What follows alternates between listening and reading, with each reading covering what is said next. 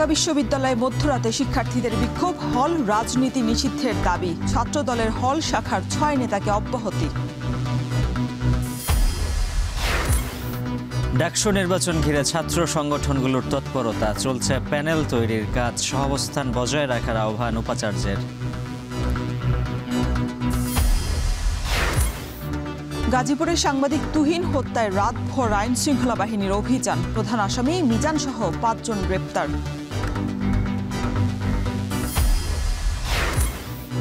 এক বছর আগে রাজধানী সহ সারা দেশে শৃঙ্খলার দায়িত্ব তুলে নেয় ছাত্র জনতা, ঐক্যবদ্ধ প্রচেষ্টায় এগিয়ে যায় নতুন বাংলাদেশ। এবং চট্টগ্রামের পেকুয়ায় বেড়ি বাঁধ দখল করে অবৈধ স্থাপনা, প্রাকৃতিক দুর্যোগে প্রাণহানির শঙ্কা নিয়েই নিম্ন আয়ের মানুষের বসবাস।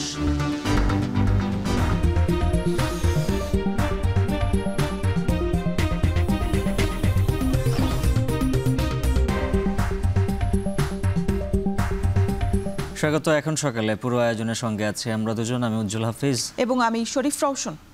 শিক্ষার্থীদের দাবির মুখে ঢাকা বিশ্ববিদ্যালয়ের আবাসিক হলে ছাত্র রাজনীতি নিষিদ্ধ ঘোষণা করেছেন উপাচার্য অধ্যাপক ডক্টর নিয়াজ আহমেদ খান। শুক্রবার মধ্যরাতে শিক্ষার্থীদের সামনেই তিনি এই ঘোষণা দেন। বিশ্ববিদ্যালয়ের হলগুলোতে ছাত্র দলের কমিটি ঘোষণার পর মধ্যরাতে বিক্ষোভে ফেটে পড়ে হলের শিক্ষার্থীরা। অবস্থান নেয় উপাচার্যের বাসভবনের সামনে। হল রাজনীতি বন্ধ থাকার পরেও কমিটি ঘোষণা করায় ছাত্র দলের সমালোচনা করেন শিক্ষার্থীরা। বিস্তারিত থাকছে প্রতিবেদনে। ঢাকা বিশ্ববিদ্যালয়ে শাখা ছাত্র দলের 18টি হলের আহ্বায়ক কমিটি ঘোষণা নিয়ে শুক্রবার মধ্যরাতে ঠিক এভাবেই উত্তাল হয়ে ওঠে ক্যাম্পাস। হল রাজনীতি নিষিদ্ধ থাকার পরেও এমন ঘটনার তীব্র প্রতিবাদ জানায় শিক্ষার্থীরা। হাসিনার রেজিম আমরা দেখছি, যার ফলাফল কি হয়েছে, আপনার ফাহাদ মারা গেছে, আমাদের ইউনিভার্সিটি এতগুলো স্টুডেন্ট অত্যাচারের শিকার হয়েছে, অনেকে হলে থাকতে পারে নাই, অনেকে অর্থনৈতিক সামর্থ্য না থাকার কারণে হলে না থেকে বাইরে থাকতে হয়েছে। সবকিছুর জন্যই এই হল রাজনীতি দায়ী। 17 জুলাইতে ছাত্র রাজনীতি নিষিদ্ধ হয়েছিল, সেই কমিটমেন্ট জুলাইয়ের সাথে গাদ্দারি ছাত্রদল কেন করবে? তখন ছাত্রদলের বাইরেই ছিল। গত 15 বছর ধরে দেখেছি যে ছাত্রলীগ হল দখল করে কিভাবে আমাদের স্টুডেন্টের উপর নির্যাতন করেছে। ইভেন এটা শুধু ছাত্রলীগ না, ছাত্রলীগের আগে যখন ছাত্র দল ছিল 2002 সালে শামসুন্নাহার ট্র্যাজেডি সম্পর্কে আমরা অনেকেই জানি যে ছাত্র দল বলি, ছাত্রলীগ, ছাত্র শিবির, বামপন্থী ছাত্র সংগঠন যে হয়ে না কোনো ছাত্র সংগঠন তারা হলের মধ্যে কমিটি দিতে পারবে না। শুক্রবার সকালে ছাত্রদলের কমিটি ঘোষণার পর বিকেল থেকেই বিক্ষোভ শুরু করেন রোকেয়া হলের শিক্ষার্থীরা। ছাত্রদলের কমিটি বাতিলের ঘোষণা সহ হল প্রশাসনকে 4 দফা দাবি জানিয়ে রাত 9টা পর্যন্ত আলটিমেটাম দেন তারা। তবে কোনো প্রতিক্রিয়া না আসায় রাতে হলের মূল ফটকের তালা ভেঙে বেরিয়ে পড়েন শিক্ষার্থীরা। তাদের সাথে যোগ দেয় মহসিন, সার্জেন্ট জহুরুল হক সহ অন্যান্য হলের শিক্ষার্থীরাও। এক পর্যায়ে উপাচার্যের বাসভবনের সামনে অবস্থান নেন তারা। ব্যাপক হট্টগোলের পর এক পর্যায়ে পরিস্থিতি নিয়ন্ত্রণে বের হয়ে আসেন উপাচার্য। তার পক্ষ থেকে ঘোষণা আসে 2024 সালের 17 জুলাইয়ের ফ্রেমওয়ার্ক অনুযায়ী নিষিদ্ধ থাকবে গুপ্ত ও প্রকাশ্য হল রাজনীতি। একটি ছাত্র সংগঠন হল পর্যায়ে তাদের কমিটি ঘোষণা করেছে, সেটারই প্রতিক্রিয়া তারা জানিয়েছে এবং তারা দাবি করেছে 17 জুলাই যে আন্ডারস্ট্যান্ডিং হয়েছিল সেটা বহাল থাকবে। তারা প্রবোসদেরকেই দাবি জানিয়েছেন। স্বাভাবিকভাবেই প্রবোসরা এতদিন এই যেহেতু স্ট্যাটাস কোটা ছিল সেটাই বহাল ছিল, তো প্রবোসরা সিদ্ধান্ত চাচ্ছিলেন, তো সেই সিদ্ধান্ত আমরা আজকে জানিয়ে দিলাম। উপাচার্য মহোদয় জানিয়ে দিলেন যে 17 জুলাইয়ে হল পর্যায়ে ছাত্র রাজনীতি সংক্রান্ত যে সমঝোতা হয়েছিল সেই সমঝোতা বহাল থাকবে। তবে ছাত্রদলের ঘোষিত কমিটি বাতিল করা হবে কিনা এবং কমিটিতে নাম থাকা ব্যক্তিদের বিরুদ্ধে ব্যবস্থা নেওয়া হবে কিনা তা সিদ্ধান্ত নেওয়া হবে ঢাবি প্রশাসনের বৈঠকের পর। এমন ঘোষণায় হলে ফিরে যায় শিক্ষার্থীরা। বিশেষ সিদ্ধান্ত দিয়েছে যে আমাদের যে হল পলিটিক্স গুলো ছিল বা হল পলিটিক্স নিষিদ্ধ ছিল, হল পলিটিক্স এখন থেকে নিষিদ্ধ থাকবে এবং যারা হচ্ছে নতুনভাবে কমিটি দিয়েছে এই ধরনের আমাদের যে নিষিদ্ধ করার যে এইটা প্রসিডিউরটা বা নিষিদ্ধ করার আইনটা এটাকে ভঙ্গ করে যারা হচ্ছে নতুনভাবে কমিটি দিয়েছে তাদের বিরুদ্ধে তারা একাডেমিকভাবে পদক্ষেপ নেবে। 2024 সালের 17 জুলাই ছাত্রলীগকে ঢাকা বিশ্ববিদ্যালয়ের বিভিন্ন হল থেকে উচ্ছেদের পর শিক্ষার্থীদের দাবি অনুযায়ী হল রাজনীতি নিষিদ্ধ করে ঢাবি প্রশাসন। এদিকে কমিটি ঘোষণার 14 ঘণ্টা পর তথ্য গোপনের অভিযোগে বিভিন্ন হলের 6 নেতাকে অব্যাহতি দিয়েছে ছাত্রদল। 2024 সালের 17 জুলাই ঢাকা বিশ্ববিদ্যালয়ে হল রাজনীতি নিষিদ্ধের পর আবার উত্তাল বিশ্ববিদ্যালয়টির হলগুলো। প্রশাসনের আশ্বাসে শিক্ষার্থীরা হলে ফিরে গেলেও তাদের দাবি অনুযায়ী ছাত্রদলের কমিটিগুলো বাতিল এবং জড়িতদের বিরুদ্ধে ব্যবস্থা নেওয়া না হলে আবারও রাজপথে নামার হুঁশিয়ারি দিয়েছেন তারা। তৌহিদুল তারেক, এখন, ঢাকা। আসন্ন ঢাকা বিশ্ববিদ্যালয় ছাত্র সংসদ ডাকসু নির্বাচন উপলক্ষে ক্রিয়াশীল ছাত্র সংগঠনগুলোকে দায়িত্বশীল আচরণ এবং নিজেদের মধ্যে ঐক্য ধরে রাখার আহ্বান জানিয়েছেন বিশ্ববিদ্যালয়ের উপাচার্য অধ্যাপক নিয়াজউদ্দিন আহমেদ খান। ঐক্য বিনষ্ট হলে তৃতীয় পক্ষ সুযোগ নেবে বলেও মন্তব্য করেন তিনি। এখন টিভিকে দেয়া বিশেষ সাক্ষাৎকারে জানান সাম্প্রতিক ঘটে যাওয়া ঢাকা বিশ্ববিদ্যালয়ের নানান বিষয় নিয়েও। ওমর ফারুকের প্রতিবেদন। দীর্ঘ 6 বছর পর আবারও ভোটের দামামা ঢাকা বিশ্ববিদ্যালয়ে। 9 সেপ্টেম্বর নির্বাচিত হবে ঢাকা বিশ্ববিদ্যালয় ছাত্র সংসদ ডাকসুর নেতৃত্ব। ডাকসু নির্বাচন ঘিরে এরই মধ্যে তৎপরতা বাড়িয়েছে ক্রিয়াশীল ছাত্র সংগঠনগুলো। চলছে প্যানেল তৈরির কাজ। তবে এই ভোট ঘিরে আছে ক্যাম্পাসের নিরাপত্তার ইস্যুটিও। ঢাকা বিশ্ববিদ্যালয়ের ভিসি অধ্যাপক নিয়াজ আহমেদ খান জানান, ইতিমধ্যে ক্যাম্পাসের নিরাপত্তার স্বার্থে 186টি সিসিটিভি ক্যামেরা স্থাপন করা হয়েছে। প্রক্টোরিয়াল টিমকে সহযোগিতা করতে নিয়োগ দেওয়া হয়েছে স্বেচ্ছাসেবক। পাশাপাশি বিশ্ববিদ্যালয়ের 6টি স্থানে ইতিমধ্যে নিরাপত্তা জোরদার করা হয়েছে বলেও জানান তিনি। বলেন, কেউ বাধা দিতে চাইলে সেটিও সবার সামনে তুলে ধরা হবে। লাইটিংয়ের কাজ যতদূর সম্ভব বাড়ানো হয়েছে। সীমিত সামর্থ্যে আমরা ব্যাপকভাবে মানুষের জনসচেতনতা বাড়ানোর জন্য বিভিন্ন পরিসরে আলাপ করেছি। এখন ডাকসুকে কেন্দ্র করে কোনো মহল যদি বাধা দেওয়ার চেষ্টা করে, ডাকসুকে কেন্দ্র করে যদি কোনো জায়গায় আমরা সহযোগিতার কমতি হয়, সেটি যেরকম পরিষ্কারভাবে সবাই দেখবে, ঠিক একইভাবে ডাকসুকে কেন্দ্র করে যারা সহযোগিতা করছেন তাদের প্রতিও সাধুবাদ। ভোটের এই আয়োজনের মাঝেই গত কয়েকদিন আগে টিএসসিতে ছবি প্রদর্শন নিয়ে বিরুদ্ধে জড়ায় ছাত্র সংগঠনগুলো। এ বিষয়ে উপাচার্য বলেন, বিষয়টি জানা মাত্রই ব্যবস্থা নেয় বিশ্ববিদ্যালয় প্রশাসন। আসন্ন ডাকসু নির্বাচন উপলক্ষে ছাত্র সংগঠনগুলোকে নিজেদের স্বার্থে ঐক্য বজায় রাখার আহ্বান তার। এই ঘটনা জানার 45 মিনিটের মধ্যে প্রক্টোরিয়াল টিম এখানে গিয়েছে এবং আমরা সংশ্লিষ্ট ছাত্র সংগঠনের সাথে মিলে ছবিগুলো সরিয়ে নিয়েছি। সংগঠনগুলো তাদের নিজের স্বার্থেই এখন অত্যন্ত সচেতন এবং সংবেদনশীল থাকা প্রয়োজন, যাতে পরমতের প্রতি আমরা সহিষ্ণু থাকি এবং আমরা একটা বৃহত্তর লক্ষ্যকে সামনে রেখে এগিয়ে যাচ্ছি। এই সময় যেন আমাদের ফাটলের কারণে তৃতীয় পক্ষ সুযোগ দিতে না পারে, এটি আমাদের জন্য খুবই গুরুত্বপূর্ণ। সাম্প্রতিক সময়ে ঢাকা বিশ্ববিদ্যালয়ের ইংরেজি বিভাগের একজন শিক্ষকের সামাজিক যোগাযোগ মাধ্যমে সরকার বিরোধী পোস্ট দেওয়ার অভিযোগ উঠলে বিশ্ববিদ্যালয় প্রশাসন তাকে একাডেমিক কার্যক্রম থেকে অব্যাহতি দেয়। এতে মত প্রকাশের স্বাধীনতায় হস্তক্ষেপের অভিযোগ ওঠে বিশ্ববিদ্যালয়ের প্রশাসনের বিরুদ্ধে। তবে উপাচার্যের দাবি, লিখিত অভিযোগের ভিত্তিতে এবং ছাত্রদের দাবির পরিপ্রেক্ষিতে ফ্যাক্ট ফাইন্ডিং কমিটির রিপোর্টের অনুযায়ী তাকে একাডেমিক কার্যক্রম থেকে সাময়িক অব্যাহতি দেওয়া হয়েছে। তবে তাকে চাকরিচ্যুত বা তার বেতন কর্তন এমন কিছুই করেনি প্রশাসন। ব্যাপক আলোচনা হয়েছে। সেই আলোচনার ভিত্তিতে লিখিত অনুরোধের পরিপ্রেক্ষিতে তাকে একটি ফ্যাক্ট ফাইন্ডিং কমিটি করে দেওয়া হয়েছে, তথ্যানুসন্ধান কমিটি, এবং তাকে একাডেমিক কাজ থেকে বিরত রাখা হয়েছে। তিনি যদি নির্দোষ প্রমাণিত হন তিনি ফেরত আসবেন। তাকে সাসপেন্ডও করা হয়নি, বেতনও বন্ধ করা হয়নি। ঢাকা বিশ্ববিদ্যালয়ের সাম্য ও তোফাজ্জল হত্যার ঘটনায় তাৎক্ষণিক ব্যবস্থা নিয়েছে প্রশাসন। এমন দাবি করে উপাচার্য বলেন, যে কোনো সহিংস ও বিশৃঙ্খলা ঘটনা রোধে তৎপর তারা। ওমর ফারুক, এখন, ঢাকা। গাজীপুরে সাংবাদিক তুহিন হত্যাকাণ্ডের ঘটনায় প্রধান আসামি কেটু মিজান সহ 5 জনকে গ্রেপ্তার করেছে পুলিশ। গাজীপুরের বিভিন্ন এলাকায় অভিযান চালিয়ে কেটু মিজান, তার স্ত্রী গোলাপী এবং মিজানের সহযোগী স্বাধীনকে গ্রেপ্তার করা হয়। আর মিজানের আরেক সহযোগী আলামিনকে গ্রেপ্তার করা হয় রাজধানীর তুরাগ এলাকা থেকে।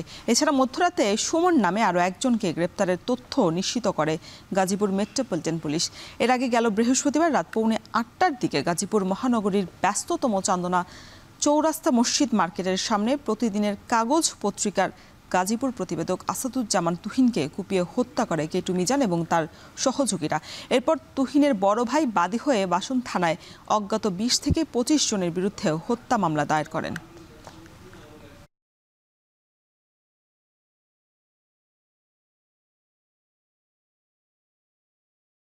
দাড়িওয়ালা ছেলেটা ওই কেটু মিজান তার ওয়াইফ যে মহিলাকে দিয়ে ওই যে লোকজনকে ট্র্যাপ করে ওই মহিলাটা প্লাস ওই যে স্বাধীন চাপাতি এলা একজন গ্রেপ্তার হয়েছে। ওই মহিলাটাকে দিয়ে ফিটিং দেয় আর কি, ওরা ওই টাকা টুকা আলা লোকজনকে দেয়। ওর ওয়াইফ কেটু মিজানের ওয়াইফ গোলাপি বিরুদ্ধে আগে অনেকগুলো মামলা আছে। আইনশৃঙ্খলা বাহিনীর অনুপস্থিতিতে গেল বছরের আজকের এই দিনে ঢাকার শৃঙ্খলার সামাল দেয় ছাত্র জনতা। ঢাকার ট্রাফিক নিয়ন্ত্রণ, ডাকাতি প্রতিরোধে রাতভর পাহারাসহ নানা দায়িত্ব পালন করে রাজনৈতিক দল এবং শিক্ষার্থীরা। প্রতিহিংসা পরায়ণ হয়ে যেন মবের সৃষ্টি না হয় তার জন্য বিএনপি, জামায়াত সহ সকল দলের ঐক্য চোখে পড়ে। অন্যদিকে ভারতের কয়েকটি গণমাধ্যম চালায় উদ্দেশ্য প্রণোদিত গুজব ছড়ানোর অভিযান। এতে যেন আরও ঐক্যবদ্ধ হয়ে ওঠে দেশের মানুষ। আরও জানাচ্ছেন শাহাদাত অভ্র।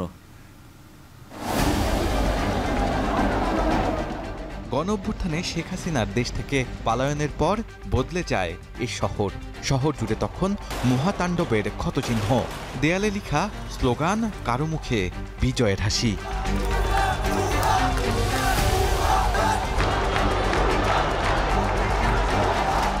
আইনশৃঙ্খলা বাহিনীকে নিজের খেয়াল খুশির মতো ব্যবহারের অভিযোগ, প্রমাণ সবই ছিল স্বৈরাচারের তকমা পাওয়া আওয়ামী সরকারের বিরুদ্ধে। তবে 5ই আগস্টের পট পরিবর্তনে দেশ জুড়ে আইন শৃঙ্খলা ভেঙে পড়ে, তছনছ করা হয় গণভবন। এখানে বসেই আন্দোলনকারীদের গুলির নির্দেশনা দেন শেখ হাসিনা। আইন শৃঙ্খলা বাহিনীহীন দেশে গুজব আর আওয়ামী অপপ্রচারে আতঙ্ক ছড়িয়ে পড়ে। সে সময়ও বড় ভূমিকা রাখে সাহসী ছাত্র জনতা। তাই রাতে মন্দির ও অন্যান্য ধর্মীয় উপাসনালয়ে রাতভর বিএনপি, ইসলামী আন্দোলন, জামাত ইসলামী সহ বেশ কিছু রাজনৈতিক দলের কর্মীরা ও ছাত্র জনতা পাহারা দেন। নিরাপত্তা নিশ্চিত করতে সেনাবাহিনীও মাঠে নামে। তবু সুযোগ সন্ধানীরা দখল ও ডাকাতির মাধ্যমে আতঙ্ক ছড়ায়। নানা জায়গায় বিভিন্নভাবে ঘটে খুন ও গণপিটুনির ঘটনা, যার অধিকাংশ হয় পূর্বশত্রুতার জেরে। আর সেই সুযোগই নেয় ভারতীয় গণমাধ্যম। বিভিন্ন ছবি ও ভিডিওর মাধ্যমে ছড়ায় গুজব। বিএনপি এবং জামাত ইসলামী দল হিসেবেও তারা একটা অসাধারণ ভূমিকা পালন করেছে। তারা তাদের প্রত্যেক এগুলোকে যাতে মানুষ এই সময় এই প্রতিশোধ পরায়ণ হয়ে না ওঠে, এটা তারা যথেষ্ট করবার চেষ্টা করেছে। তা আমার মনে আছে যে ওই থানা থেকে পুলিশ যে খেতে বের হবে, তারাও সেটা বের হচ্ছে না, ভিতর থেকে তালা মারা। তো একটানা 3 দিন আমরা পালাক্রমে বাহির থেকে তাদেরকে খাবার দিয়ে এসেছি, যেটা তারা জুজুর ভয় দেখিয়ে এবং বিভিন্ন বলতো না যে আওয়ামী লীগ না থাকলে 5 লাখ মানুষ মারিয়ে ফেলবে, এই বিভিন্ন করবে। কিন্তু কি অভূতপূর্ব সংযম এবং দূরদর্শিতার পরিচয় বাংলাদেশ মানুষ দিয়েছে, এটা আসলে অবাক করবার মতো। 7, 8 ও 9 আগস্ট সারা দেশের ছাত্র জনতা নামে অন্যায়ের বিরুদ্ধে আইন শৃঙ্খলা ফিরিয়ে আনে। ট্রাফিকের দায়িত্ব নেয় নিজের কাঁধে। গ্রাফিতির মাধ্যমে দেয়ালে দেয়ালে বিজয়ের গল্পকথা লিখতে থাকে তারা। সংখ্যালঘুদের নিরাপত্তা নিশ্চিত করতে এবং মন্দির ও গির্জা পাহারা দিতে নেমে পড়ে ছাত্র জনতা। ডাকাতি ঠেকাতেও সারা রাত পাহারা দেয় এই ছাত্র জনতা। আমরা কক্সবাজারে একটা টিম গঠন করি, সমন্বয়করা সহ সকলে মিলে সেদিন রাতে মন্দির পাহারা দেওয়া হয়। তারপর ইভেন আমাদের সেই এলাকার যারা এমপি ছিল তাদের বাড়িতে কিন্তু লুট হচ্ছিল, বিভিন্ন লুটতরা চলছিল, চুরি ডাকাতি চলছিল, সেগুলো কিন্তু আমরা প্রতিহত করেছি। বিভিন্ন জায়গায় আপনার তল্লাশি, তারপর হচ্ছে আপনার ট্রাফিকের কাজ শুরু করেছি এবং ওইখানে আমরাও দেখেছি যে অনেক পলাতক, অনেক আসামি তখন অনেক লুটতরাজ, টাকা পয়সা এসব পালাতে গিয়ে তখন আমরা আইনশৃঙ্খলা বাহিনীর হাতে, যৌথ বাহিনীর হাতে ধরিয়ে দিতে সক্ষম হয়েছি। এছাড়াও রংপুর মহানগরী ও জেলার 8 উপজেলায় হিন্দু ধর্মাবলম্বী সহ সংখ্যালঘু সম্প্রদায়ের উপাসনালয়গুলো পাহারা দেয় বিএনপি ও জামায়াত নেতারা। চট্টগ্রামে হাটহাজারীতে কালী মন্দির সহ অন্যান্য উপাসনালয়ে পাহারা দেন হাটহাজারী মাদ্রাসার ছাত্ররা। এই জায়গাটা হচ্ছে চিকেন স্নেক। পরবর্তী ঘটনা প্রবাহ নিয়ে ভারতীয় গণমাধ্যমের উদ্দেশ্যমূলকভাবে প্রচারণা ও গুজব অপতথ্য ছড়ানোয় গভীর উদ্বেগ জানান দেশের শিক্ষক, সাহিত্যিক ও সাংবাদিকরা। এত বড় একটি গণ অভ্যুত্থানের পর আশঙ্কাজনক ক্ষতি ছাড়াই আবারও ফিরে আসে সরকার ও আইনশৃঙ্খলা বাহিনী। এটি দেশের মানুষের জন্য সহনশীলতার নজির হয়ে থাকবে বলে মনে করেন অনেকেই। একটা বিপ্লবের পরে যে ধরনের মানুষের মধ্যে উৎসাহ উদ্দীপনা, আমরা ভাবছিলাম হয়তো বিশাল রকমের অনেক কিছু হয়ে যাবে। যে ধরনের ফল হয়েছে আওয়ামী লীগ রেজিমের, যেভাবে একটা রাষ্ট্রের ইমাম, আপনার রাষ্ট্রের প্রধান বিচারপতি, এমন কোনো ইনস্টিটিউশন নাই যে ইনস্টিটিউশনের হেডরা আইদার তারা পলায়ন করে নাই অর তারা লুকায় নাই। তো এরকম একটা পরিস্থিতিতে দাঁড়িয়েও এই রাষ্ট্র কিন্তু সেই লেভেলের কোনো ম্যাসাকার করে নাই।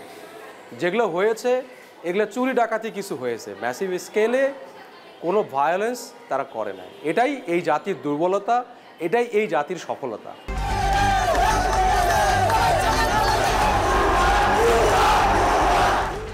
এই অভ্যুত্থান দেশের মানুষের ঐক্যের সাক্ষী। সাক্ষী হয় ফ্যাসিবাদের পতনের, স্বপ্নের শুরু হয় নতুন বাংলাদেশের। শাহাদাত অফরো, এখন, ঢাকা। বিশ্বের 90টি দেশে প্রায় 50 কোটি আদিবাসী বাস করে। বাংলাদেশে এই সংখ্যা প্রায় 17 লাখ। পাহাড়ি জনগোষ্ঠীর সমস্যা সমাধানে কাজ করে যাচ্ছে সেনাবাহিনী, বিভিন্ন উন্নয়নমূলক সংস্থা আর সরকার। তবুও এই জনগোষ্ঠীর অধিকার রক্ষা, জীবন সংগ্রাম ও সংস্কৃতির চ্যালেঞ্জ রয়ে গেছে। আহাদ আহমেদের ক্যামেরায় আরও জানাচ্ছেন সিউল আহমেদ।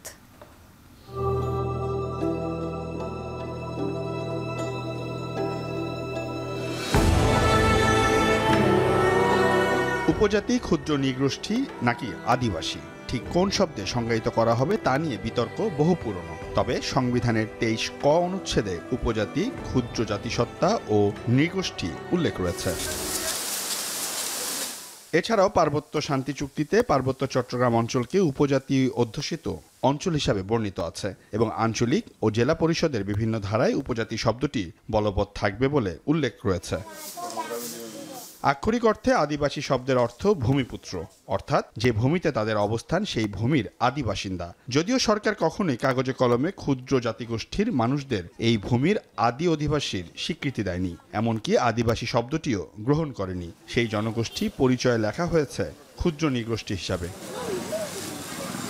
বিশ্বের 90টি দেশে প্রায় 50 কোটি আদিবাসী বাস করে। বাংলাদেশে এই সংখ্যা প্রায় 17 লাখ, যা দেশের সমগ্র জনগোষ্ঠীর প্রায় 1% মতো, যারা ভেদাভেদ ভুলে দেশের উন্নয়নে একসাথে কাজ করতে চায়। সব আদিবাসী সফল হোক, বাঙালি পাহাড়ি উন্নতি হোক। আদিবাসী স্বীকৃতি ভালো করে পাই, তাহলে এখানে বসবাসের জন্য আরেকটু সুবিধা হবে। আর কোন বাচ্চা কোন কাজ করতে ভালোবাসে সেই মোতাবেক আমরা তাদেরকে বিভিন্ন প্রশিক্ষণ, গান, নাচ, কবিতা, আবৃত্তি আমরা এগুলো তাদেরকে শিখিয়ে থাকি। এদিকে পাহাড়ে প্রতি বছর আদিবাসী দিবস ঘিরে 3 পার্বত্য জেলা হয়ে ওঠে উত্তপ্ত।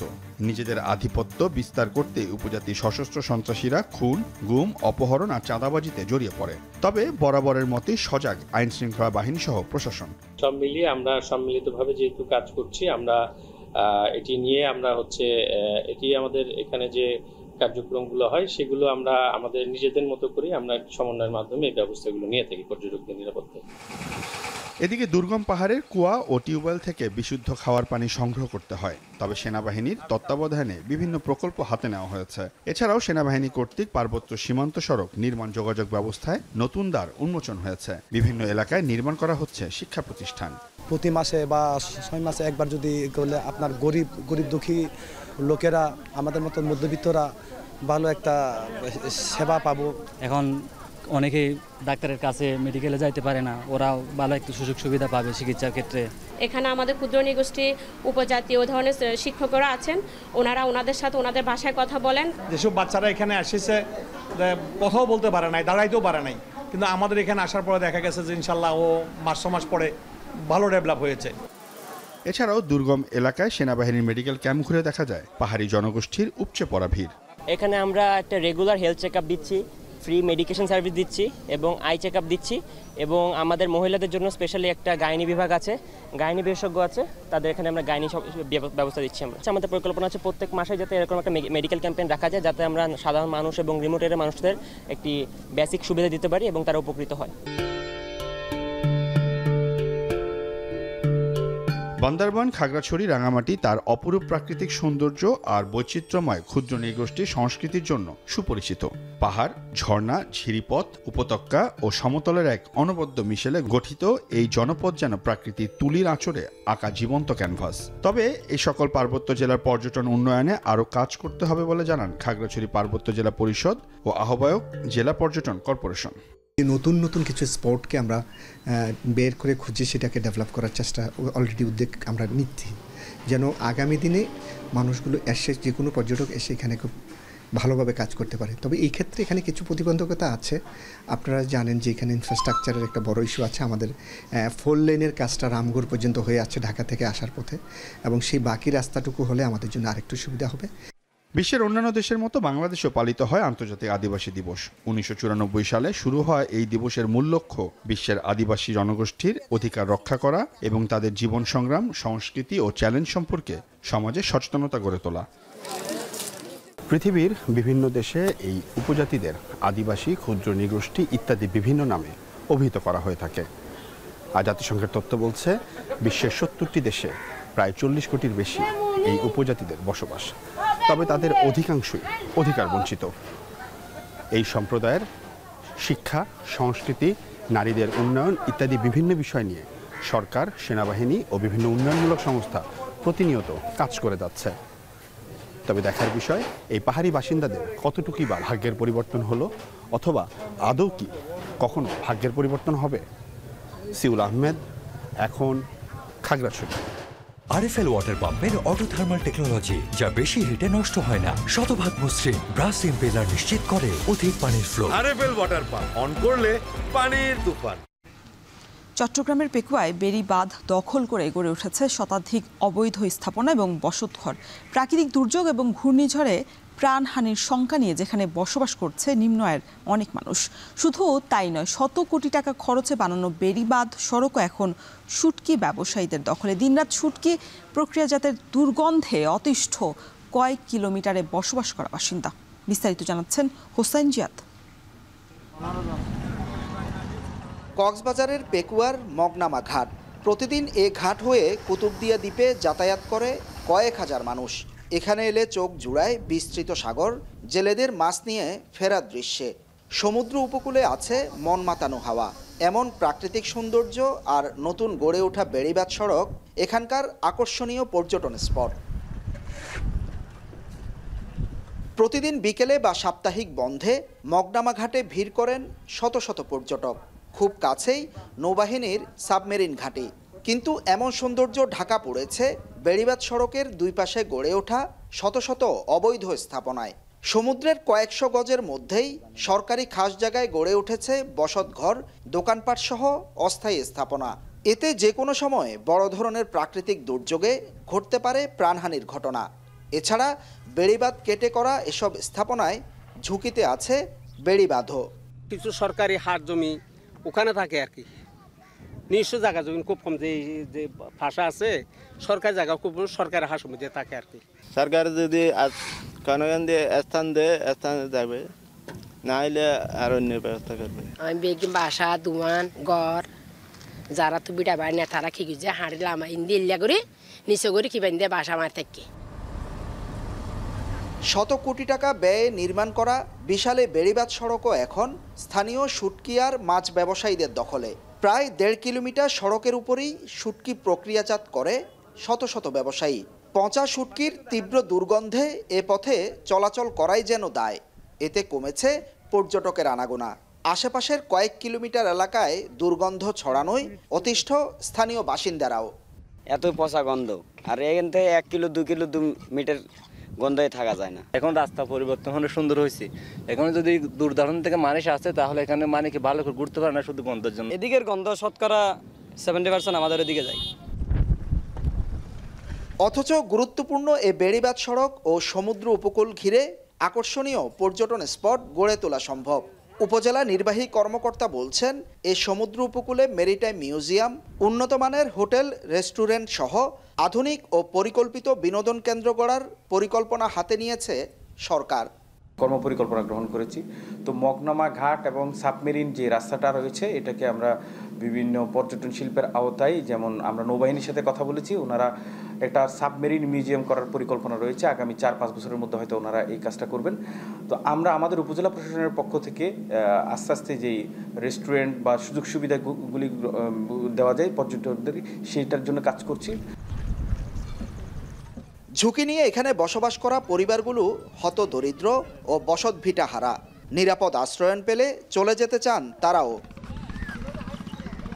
হোসাইন জিয়াদ, এখন চট্টগ্রাম। নওগাঁর বাজারে কমেছে সবজির সরবরাহ, এতে ঊর্ধ্বমুখী প্রায় সব ধরনের সবজির দাম। 40 টাকা কেজি নিচে মিলছে না কোনো ধরনের সবজি। ওই নিয়ে বিস্তারিত জানাতে নওগাঁ পৌর পাইকারি বাজার থেকে যুক্ত হচ্ছেন সহকর্মী আব্বাস আলী। আব্বাস, প্রকারভেদে সকল সবজির দাম কেজিতে কত টাকা বেড়েছে, আর সরবরাহ সংকট নিয়ে ব্যবসায়ীরা কি বলছেন?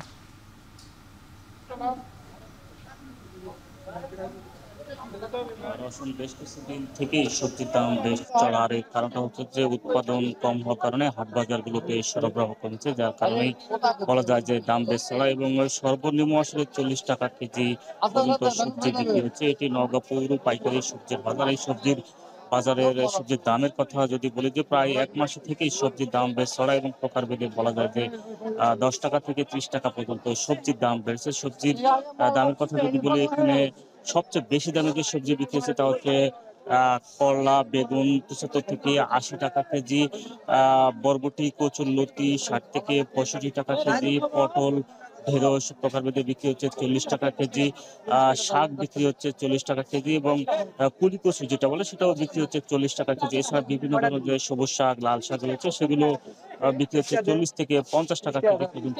তবে সবচেয়ে কম দাম বলা যায় যে একমাত্র পেঁপে বিক্রি হচ্ছে 20 টাকা কেজি। এছাড়া মরিচ 1 সপ্তাহের ব্যবধানে কেজিতে 30 টাকা বেড়ে এখন বিক্রি হচ্ছে 150 টাকা কেজি পর্যন্ত। আর সবজির দাম বাড়ার কারণে হিসেবে ব্যবসায়ী এবং কৃষকরা বলছেন যে বেশ কিছুদিন থেকে মাঝে মধ্যে ভারী এবং মাঝারি বৃষ্টি হচ্ছে, আর এই বৃষ্টির কারণে সবজির যে জমি রয়েছে সেগুলো পানি জমছে এবং শাকসবজিতে পচানি রোগ দেখা যাচ্ছে। এই কারণে আসলে সবজি নষ্ট হওয়ার কারণে শাকসবজি উৎপাদন কম হচ্ছে, এবং উৎপাদন কম হওয়ার কারণে এই হাট বাজারগুলোতে সরবরাহ কমে আসার কারণে দাম বেশি, দাম বেশি হওয়ার কারণে ক্রেতারা অনেকটা ক্ষোভ প্রকাশ করেছেন। যেহেতু সবজি নষ্ট হচ্ছে এবং এই পচানি রোগ নিয়ন্ত্রণে কৃষকরা আসলে কীটনাশক, বাড়তি পরিমাণ কীটনাশক দিতে তারা বাধ্য হচ্ছেন, কিন্তু তারপর আসলে তা নিয়ন্ত্রণ করা সম্ভব হচ্ছে না। তবে যেহেতু দাম বেশি হচ্ছে এবং তাদের খরচ বেশি হচ্ছে এবং ভালো দাম পেয়ে তারা কিছুটা লাভবান হচ্ছেন বলে জানিয়েছেন। পাশে খুচরা বাজার রয়েছে, এখান থেকে সবজি কিনে প্রতি কেজিতে বলা যায় যে 10 থেকে 15 টাকা এবং 20 টাকা কেজিতে তারা বেশি লাভে বিক্রি করছেন। বলা যায় যে পাইকারিতে যদি সবজির দাম কমে বা বাড়ে তা খুচরা বাজারে প্রভাব পড়ে। তো এই ছিল আমার কাছে সবজির দর দাম নিয়ে সবশেষ। সমস্যা জর্জরিত নরসিংদী পৌরসভা। মূল সড়ক দখল করে নির্মাণ সামগ্রী রাখা, জলাবদ্ধতা ও নিয়মের তোয়াক্কা না করে যখন তখন ট্রাক যাতায়াতে যানজট যেন নিত্যসঙ্গী। এছাড়া সামান্য বৃষ্টিতে জলাবদ্ধতায় নাকাল পৌরবাসী। বিস্তারিত প্রতিবেদনে। মেয়র দিনের বেলা ঢুকা নিষিদ্ধ, এটা মেয়র সাহেব তুলে দেওয়ার পরে সারা দিনের বেলায় ঢুকায় যানজট লাগায় দেয় নরসিংদীর ভিতরে, আর কেউ কিছু বললে মাইক দূর করে। আবার পৌরসভা স্লিপ তারা না দিলে, না কাটলে তাদের গাড়িগুলো। অটোরিকশা চালকের এই বক্তব্যে আন্দাজ করা যায় নরসিংদী পৌরসভার অব্যবস্থাপনার চিত্র। প্রথম শ্রেণীর পৌরসভার তকমা লাগলেও জনজীবনে ফেরেনি এতটুকু স্বস্তি। শহরের বালুরচর, বাজির মোড়, বোয়াকুড়, সেবাসংঘ মোড়, শিক্ষাচত্বর বাজার থেকে শুরু করে বাসস্ট্যান্ড এলাকা, যেখানেই চোখ যায় স্তূপ করে রাখা নির্মাণ সামগ্রী, যা দীর্ঘদিন ধরে পড়ে আছে সড়কে, যাতে হাঁটাচলা করা দায় পৌরবাসীর। এছাড়া সামান্য বৃষ্টিতে শহরের গুরুত্বপূর্ণ অন্তত 30টি পয়েন্টে তৈরি হয় জলাবদ্ধতা। এছাড়া নিয়মের তোয়াক্কা না করে দিনের বেলায় শহরের ভেতর চলাচল করছে ট্রাক ও লরি, যাতে যানজটে নাকাল অবস্থা স্থানীয়দের। তথ্য বলছে ব্যক্তিগত ভবন নির্মাণ এবং ডেভেলপার প্রতিষ্ঠান ছাড়াও সড়ক দখল করছে নির্মাণ সামগ্রী ব্যবসায়ীরা, যা নিয়মিত ভোগান্তিতে ফেলছে সকল শ্রেণী পেশার নাগরিকদের। ইট বালু তো তেমন হয় যে পয়সা ওলারা দ্বারা রাত হয় তো কিছু সমস্যা আমরা কই তখন লাভ নাই। এই দেখেন রাস্তাটা 8 ফিট থাকার কথা, 12 হাত থাকার কথা, এখানে আসলে মাত্র 4 হাত বা 6 হাত হবে, এত বেশি না। তারপর এইদিকে দেখেন আপনি যে কংক্রিট দেওয়া রাস্তাতে ইট আনলো সব দিনের বেলা হয়, যার জন্য এই রাস্তাটা জ্যাম হয়ে থাকে। পানি জমলে নরসিংদী শহরে বিশাল দুর্ঘটনা ঘটে, যেমন অটোরিকশা, ইজি বাইক এগুলো উল্টে যায়। এসব সমস্যা সমাধানের কথা বলছে পৌর নির্বাহী কর্মকর্তা। জানান, চলতি মাসের মধ্যে সব পক্ষের সঙ্গে আলোচনার মাধ্যমে সড়কে শৃঙ্খলা ফিরিয়ে আনা হবে। পৌরসভা আইন 2009 অনুযায়ী পৌর এলাকার মধ্যে যে সকল রাস্তা আছে এই রাস্তার মধ্যে নির্মাণ সামগ্রী রাখা যাবে না। পৌর এলাকার যে 17টি এন্ট্রি পয়েন্ট আছে এই এন্ট্রি পয়েন্টে আমরা ট্রাফিক পুলিশ এবং পৌর পুলিশ নিয়োগের একটা উদ্যোগ গ্রহণ করেছি। আমরা 13টি পয়েন্ট আইডেন্টিফাই করেছি। আমরা এই 13টি পয়েন্টের যে ড্রেনগুলো আছে আমরা এগুলো একটা মাস্টার প্ল্যান হাতে নিয়েছি। এই ড্রেনগুলো পুনর্নির্মাণ করতে হবে। পুনর্নির্মাণ না করা পর্যন্ত সমস্যার আপাতত সমাধান হবে না। তবে তাৎক্ষণিকভাবে আমরা ড্রেনের পিটগুলো পরিষ্কার রাখা, ড্রেনের যে ময়লাগুলো সেগুলো পরিষ্কার রাখার কাজ আমরা চলমান রাখছি। 52 বছরের পুরনো নরসিংদী পৌরসভায় প্রায় 3 লাখ মানুষের বসবাস। বিভিন্ন সময় নাগরিক সেবার আশ্বাস মিললেও সুবিধা নিশ্চিত হবে কবে, সে প্রশ্ন সবার। রাকিবুল ইসলাম, এখন নরসিংদী। দেশের রাজনৈতিক পট পরিবর্তনের পর অবৈধ পথ পরিহার করে বৈধ র্যাঙ্কিং চ্যানেলে টাকা পাঠাতে উৎসাহিত হচ্ছেন প্রবাসীরা। অন্যদিকে প্রবাসী বাংলাদেশিদের সিআইপি মর্যাদা দেয়ায় রেমিটেন্সে আসছে ইতিবাচক পরিবর্তনও।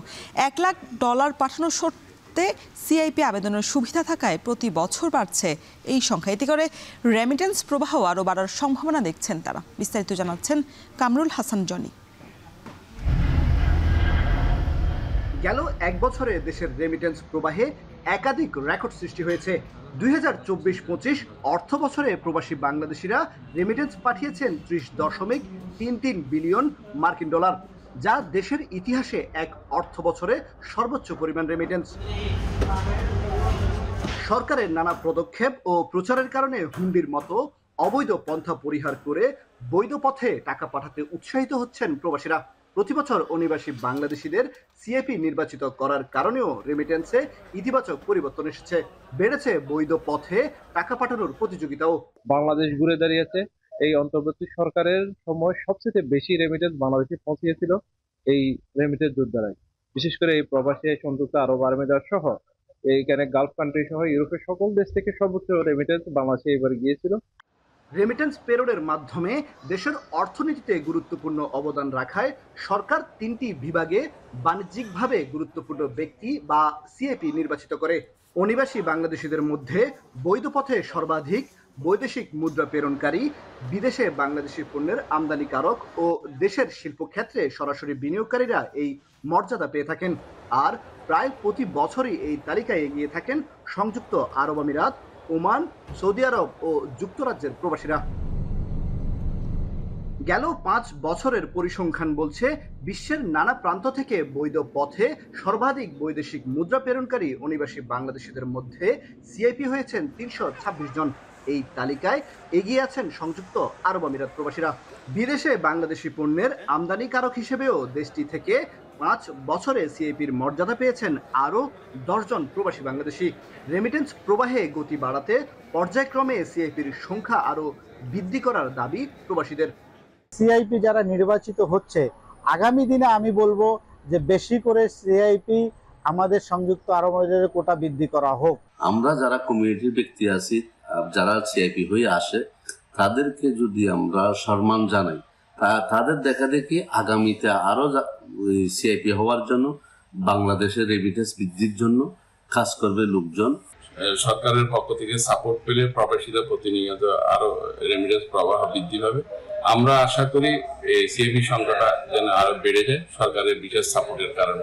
সরকার ঘোষিত সিআইপিরা দেশে বিনিয়োগ, ব্যবসা, ভ্রমণ, যাতায়াত ও চিকিৎসা ক্ষেত্রে অগ্রাধিকার পেয়ে থাকেন। এই সুযোগ সুবিধা থাকার কারণেও বৈধ পথে রেমিটেন্স প্রেরণে প্রতিযোগিতা বেড়েছে। প্রবাসীরা বলছেন, সিআইপির আবেদনের পাশাপাশি নিজ প্রতিষ্ঠানের কর্মীদেরও বৈধ পথে রেমিটেন্স পাঠাতে উৎসাহিত করছেন প্রবাসীরা। সিআইপির সংখ্যা বাড়লে দিনে দিনে রেমিটেন্স প্রেরণের প্রতিযোগিতা আরও বৃদ্ধি পাবে।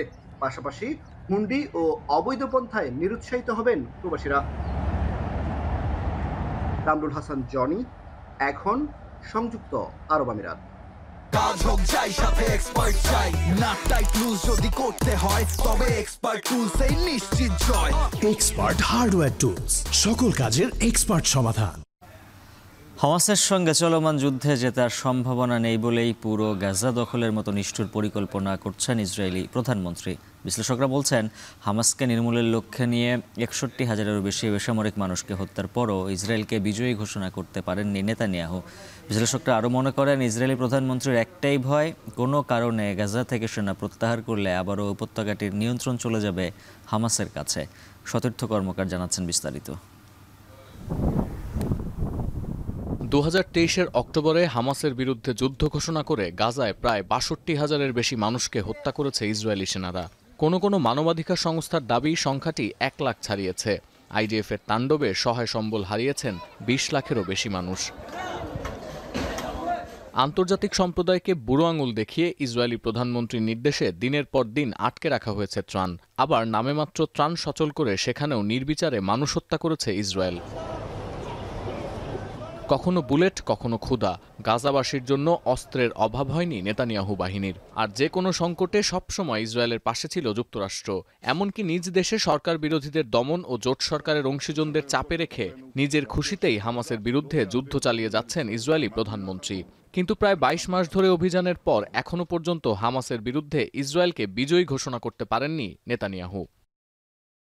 বিশ্লেষকরা বলছেন, চলমান এই অভিযানে গাজায় হামাসকে কতটুকু নিষ্ক্রিয় করতে পেরেছেন এ নিয়েও কোনো ব্যাখ্যা দিতে পারেননি নেতানিয়াহু। তাই যুদ্ধের ২ বছর পূর্ণ হতে যাওয়ার আগ মুহূর্তে সম্পূর্ণ গাজা দখলের পরিকল্পনা হাজির করেছেন বিশ্ববাসীর সামনে। He's lost. Although he's been used to winning battles, but when it comes to Gaza, despite the fact that he killed anywhere between 60 and over 100,000 people, displaced some 2 million people, destroyed more than 90% of the strip, he is still not able to declare victory. বিশ্লেষকরা আরও মনে করেন, জিম্মিদের ফিরিয়ে আনায় গুরুত্ব দেওয়ার কথা মুখে বললেও খোদ ইসরায়েলিরা বিশ্বাস করেন নেতানিয়াহুর উদ্দেশ্য ক্ষমতায় টিকে থাকা। গাজা দখলের পরিকল্পনা নেতানিয়াহুর ব্যর্থতার আরেকটি উদাহরণ বলছেন বিশ্লেষকরা। কয়েক মাস আগে থেকে গাজা উপত্যকার বিশাল অংশের ওপর সামরিক নিয়ন্ত্রণ রাখার দাবি করে আসছে ইসরায়েল। জাতিসংঘের অনুমান, গাজার ৮৭% এলাকায় স্বীকৃত সামরিক নিয়ন্ত্রণে অথবা উচ্ছেদের নোটিশের আওতায় আছে। কাজেই শাসক গোষ্ঠী হিসেবে গাজায় না থাকলেও নিয়ন্ত্রণের প্রশ্নে আর নতুন করে কি কি দখলের প্রয়োজন আছে নেতানিয়াহুর, এমন প্রশ্ন তুলছে আন্তর্জাতিক গণমাধ্যম। সতীর্থ কর্মকার, এখন বিশ্ব। এবার জানাবো খেলার খবর। নেপালে বিশ্বকাপ বাছাইয়ে ৫ দেশের মধ্যে তলানিতে থেকে নিজেদের মিশন শেষ করেছে বাংলাদেশ টেবিল টেনিস দল। সেই ব্যর্থতা পেছনে ফেলে পরের ৬ মাসের লম্বা সূচিতে নজর এবার ফেডারেশনের। নতুন কোচের অধীনে এরই মধ্যে শুরু হয়েছে বাছাই। Islamic solidarity games, SA games ফলাফলে পরিবর্তন আনার প্রত্যাশায় কোচ এবং ফেডারেশন কর্তারা। আরও জানাচ্ছেন জুবাইর আহমেদ। ৫ দেশের মধ্যে সবার পেছনে রানার আপ হলেও টেবিল টেনিসের বিশ্বকাপে দেখা যেত বাংলাদেশকে। নেপাল থেকে এক অর্থে বিধ্বস্ত হয়েই দেশে ফিরেছিলেন বাংলাদেশের টিটি তারকারা। বাছাই পর্বে সেই ব্যর্থতার ১ সপ্তাহ পরেই ফের টেবিলে ফিরলেন তারা। এবারে ৩ আন্তর্জাতিক প্রতিযোগিতার জন্য নিজেদের প্রমাণ করার মিশন তাদের সামনে। নেপালে দল বাছাইয়ের খেলোয়াড় নেওয়া হয়েছিল র্যাঙ্কিংয়ের ভিত্তিতে। এবারে নিজেদের প্রমাণ করে জাতীয় দলে জায়গা করে নেয়ার পালা। পরের ৬ মাসের মধ্যে ৩টে আন্তর্জাতিক সূচি রয়েছে টেবিল টেনিসে। সেই লক্ষ্যে জাতীয় দলের কোচ হয়ে এসেছেন থাইল্যান্ডের পেটারাথন পাসারা। ২৫ বছর বয়সী এই কোচের বয়স নিয়ে আছে নানা প্রশ্ন। ২ মাসের জন্য আনা হলেও কোচকে নিয়ে আশাবাদী ফেডারেশন। পরিকল্পনা আছে দীর্ঘমেয়াদে কোচকে নিয়ে কাজ করার। প্লেয়ারদের সাথে যে তার সমঝোতা এবং প্লেয়াররাও বুঝতে পেরেছে যে সে একজন যোগ্য কোচ, এবং সেই যে শ্রদ্ধাবোধটা বয়স কোনো এখানে হচ্ছে না। সেজন্য আমরা চিন্তা করছি যে তাকে দীর্ঘমেয়াদে হয়তো আমরা রেখে দেব। বিদেশি এই কোচকে নিয়ে ফেডারেশন যেমন আশাবাদী, তেমনি বাংলাদেশের খেলোয়াড়দের নিয়েও বড় প্রত্যাশা থাই কোচ পাসারার। জানালেন দ্রুত সময়ের মধ্যে ফলাফল আনার ব্যাপারে আত্মবিশ্বাসী তিনি। Yeah, sure, I have confidence. I think we can try to improve them and better than another strategy in table tennis. Yeah, I have some less confidence. খেলোয়াড় বাছাইয়ের এই প্রক্রিয়া অবশ্য সহসায় শেষ হচ্ছে না। সামনে আরও 2 দফায় হবে সিলেকশন। সেই সঙ্গে ফেডারেশন কাপ এবং অন্যান্য টুর্নামেন্ট দিয়ে খেলোয়াড়দের ব্যস্ত রাখার পরিকল্পনা রয়েছে ফেডারেশনের। 3টা সিলেকশনের প্ল্যান আছে, এতে ওদের প্রচুর ম্যাচের মধ্যে দিয়ে যাবে, ওদের যে ম্যাচ পারফরমেন্স সেটা আমরা আশা করছি আরও ভালো হবে। যে আগামী মাসে আমাদের ফেডারেশন কাপ আছে, এই বিদেশি টুর্নামেন্টগুলোর মাঝামাঝি আমাদের লিগ অথবা ন্যাশনাল করারও প্ল্যান আছে ফেডারেশনের। নানা স্থবিরতার পর টেবিল টেনিসে ফিরেছে ব্যস্ততা। শুরুটা ভালো না হলেও দীর্ঘমেয়াদী পরিকল্পনায় টেবিল টেনিসে সুদিন আনার প্রত্যাশা কোচ এবং ফেডারেশন সংশ্লিষ্টদের, যার শুরুটা হবে রিয়াদে ইসলামিক সলিডারিটি গেমস দিয়ে। জুবায়ের আহমেদ, এখন ঢাকা। শেষ করবো এখন সকাল। তার আগে শিরোনামগুলো আরও একবার।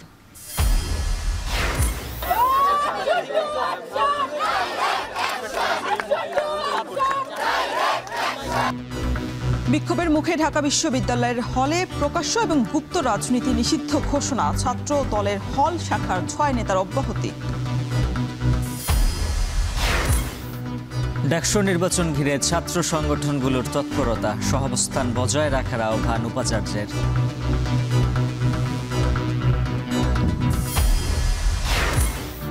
গাজীপুরে সাংবাদিক তুহিন হত্যায় রাতভর আইনশৃঙ্খলা বাহিনীর অভিযান, প্রধান আসামি মিজান সহ গ্রেপ্তার 5।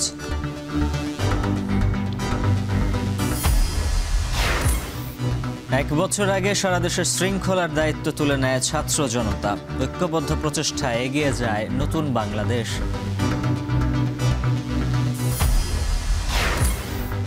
এবং চট্টগ্রামের পেকুয়ায় বেড়িবাঁধ দখল করে অবৈধ স্থাপনা, দুর্যোগে প্রাণহানির শঙ্কা নিয়ে নিম্ন আয়ের মানুষের বসবাস।